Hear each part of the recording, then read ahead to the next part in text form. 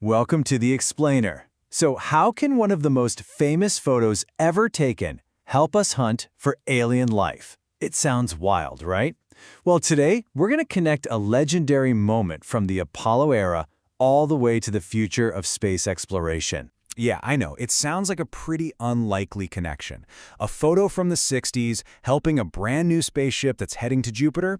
But stick with me. The answer is all about a specific landmark in that photo and, honestly, some seriously clever mission planning. Okay, so the story kicks off with what's probably the most viewed lunar crater in all of history. It's called Anders Earthrise crater, named for astronaut William Anders. You know the photo I'm talking about. The legendary Earthrise picture he took back on Christmas Eve 1968. In that photo, this is the crater you see right there in the foreground with our beautiful blue Earth just popping up over that stark lunar horizon. Just an iconic shot. And listen, this isn't just some tiny little pockmark. We're talking about a massive feature. It stretches almost 25 miles, that's 40 kilometers, across the far side of the moon. And it's that sheer size, plus the fact that we know it so well, that makes it the absolute perfect practice target for a new generation of space explorers. All right, let's jump forward in time. We're talking nearly 6 decades after that historic photo was taken. Now, a totally different spacecraft is flying by that exact same crater. But this time, it's not just taking pictures. Oh no, it's getting ready for a huge mission deep into our solar system. Say hello to JUICE. That's JUIC, which stands for the Jupiter Icy Moons Explorer. It's this super advanced probe from the European Space Agency, SA. And its mission? Well, it's pretty much right there in the name. It's going to explore Jupiter's biggest moons and hunt for any signs that they might be able to support life. And this is where you really get a sense of just how ambitious this whole thing is. JUICE launched way back in 2023, but it's not even going to get to Jupiter until 2031. Think about that. That's an 8-year trip through space. It means that every single thing on that spacecraft has to work perfectly, right out of the box when it finally arrives. So that brings us back to the big question, right? With such a crazy long journey ahead, why on earth did the JUICE team decide to take a little detour past our own moon? Well, it turns out it was a totally critical, you could even say high-stakes dress rehearsal for one of the most important instruments on the entire spacecraft. And that instrument is called RIME. That's R-I-M-E for Radar for Icy Moon Exploration. So what does it do? Its job is to use radar waves to literally peer beneath the thick, icy shells of Jupiter's moons. It's designed to map the hidden geology, the stuff that could be lurking miles and miles below the surface. So why the moon? Why practice there? Think about it like this. It's like a world-class guitarist tuning their favorite guitar right before a massive concert. You're not just going to walk on stage and hope for the best, right? No way. You practice on something you know inside and out. And for the RIME team, that famous crater was their perfect tuning fork. A place to get the instrument perfectly calibrated before the main show, which is happening millions and millions of miles away. And the test itself was incredibly precise. As JUICE flew past the crater, the team went dark. They silenced every other instrument on the spacecraft for a full 8 minutes.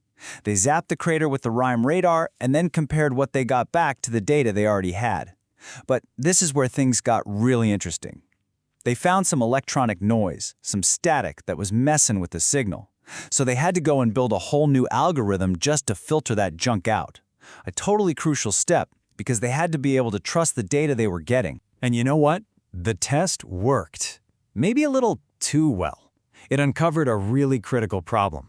There was electronic noise coming from the JUICE spacecraft itself that was interfering with RIME's super-sensitive readings. And this is exactly the kind of problem you want to find now, before you get all the way out to Jupiter. So it started this whole months-long project back on Earth, with engineers designing this brilliant piece of software to pinpoint and cancel out that internal noise. And guess what? The fix worked. It absolutely worked. After they ran the new software, the team looked at RIME's corrected data and compared it to the maps they already had of that crater. And it was a perfect match. The peaks, the valleys, everything it measured was spot on. So this dress rehearsal, using a landmark from 1968, proved that this incredible alien hunting instrument is officially ready for prime time at Jupiter. Okay, so what's the big payoff here? After all this preparation, what's the endgame? Now that RIME is calibrated and good to go, what exactly is it going to be looking for when it finally gets to Jupiter in 2031? Well, the European Space Agency puts it perfectly. RIME's whole job is to peer deep, deep beneath the ice.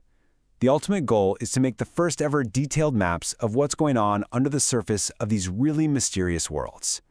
It's looking for that boundary, the line between the ice shell on top and whatever is underneath, whether that's rock or maybe liquid water. And these 3 moons are the main event: Europa, Ganymede, and Callisto. These are what scientists call ocean worlds. And that's because there's really strong evidence that beneath their thick, frozen crusts, these moons are hiding these enormous, planet-wide oceans of liquid salt water. And RIME? RIME is our key to finally understanding them. The mission plan is it's a marathon, not a sprint. Over about 3.5 years, JUICE is going to do 35 flybys of these icy moons, just soaking up as much data as it possibly can. Then, it's going to shift into its final phase and do something no spacecraft has ever done before in the history of spaceflight. In 2034, it will actually go into orbit around Ganymede, another planet's moon, for almost a full year to get that final super close-up look. So this all leads us back to that ultimate question. All of this painstaking work, all starting with a practice run on a familiar lunar crater, has paved the way for us to finally go and investigate these incredibly distant worlds. Now, the answers are still years away. But thanks to a photograph taken decades ago, the search for whatever is hiding in those deep, dark, alien oceans, well, that search has officially begun. So what do you think is down there?